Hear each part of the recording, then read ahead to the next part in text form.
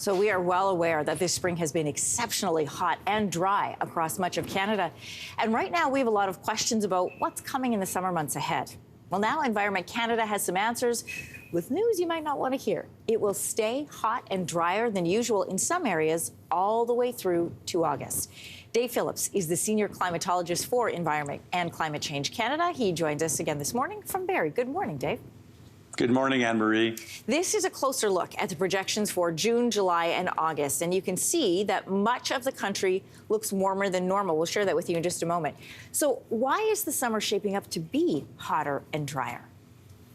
Well, you know, our summers have got that way, Anne-Marie. I mean, call it climate change. We've certainly been in a long period of warmer than normal seasons, but the summer is clearly looking like it's going to be what we've seen in the last. We've already had a kind of a dress rehearsal, a pre-run of this in spring, and now heading into the summer months.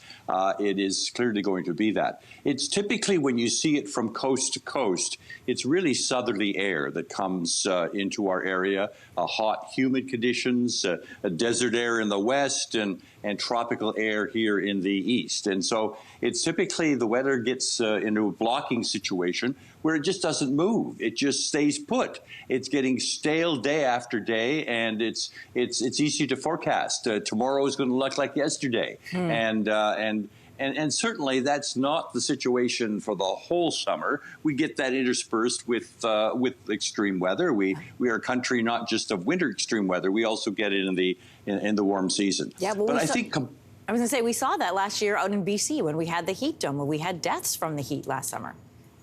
That's right. Well, the year before was even worse, and certainly yes, this has been sort of the new norm here, is that we get excruciatingly heat. We're known as the second coldest country in the world, but boy, we also can claim some pretty high warm temperature records over the last few years.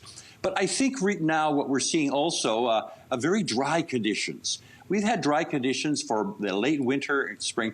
We've had some places in southern Alberta, southern Manitoba. They've never seen this dry weather for the last over 100 years. And we're also seeing it in parts of Quebec and Ontario. And hey, why are we getting these fires? Well, it's the fact that it hasn't rained very much, and particularly in the Atlantic Canada, again, historically low levels of precipitation. Of course, farmers are concerned about that, and water managers and forest fire people. So my sense, the kind of fires we're seeing, Anne-Marie, this is just the opening act. This is a dress rehearsal of what we likely will see for a lot of the summer. More fire outbreaks, more fighting them, and if you're not seeing the flames, well, you're going to smell the smoke. So which provinces are of particular concern then, Dave? Well, you know, it's probably easier. I mean, really the story is Canada dry from coast to coast. I mean, I think the only areas I've seen, well, Yukon's had some wet weather, northwestern British Columbia and parts of the Northwest Territories, but across the south, it has been bone dry. And as I mentioned, I mean, some places in southern Alberta, southern Manitoba, you haven't seen this in over a century, of the fact that consistently dry from February, March, April, May, and into June. Now, there have been a few wet spots. Believe it or not, we've seen a huge amount of rain in the Gaspé area and in eastern Quebec, where they had historically dry conditions.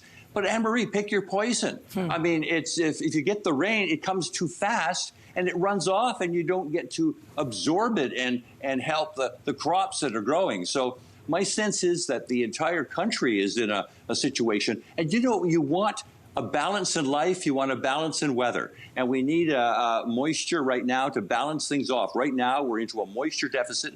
And in some areas, Anne-Marie, you aren't going to make that up. We're over like 200 millimeters short of what we should be. And so it's going to take a monsoon to kind of correct that. So I think that's going to be an issue going through for farmers, gardeners, and I mean, you look at the ground, it looks so ugly and solid, and hey, we need some precipitation. Hey, if we could get it to come at about 2 or 3 o'clock in the morning, that wouldn't bother the golfers, and farmers wouldn't matter when they get the rain. If only you were at the controls. Dave Phillips, Canada Dry. That's what's going to stay with me the rest of the week. Thanks so much.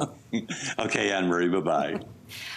Hey, thanks for watching. If you liked this, be sure to subscribe here, or you can check out more Your Morning videos right here.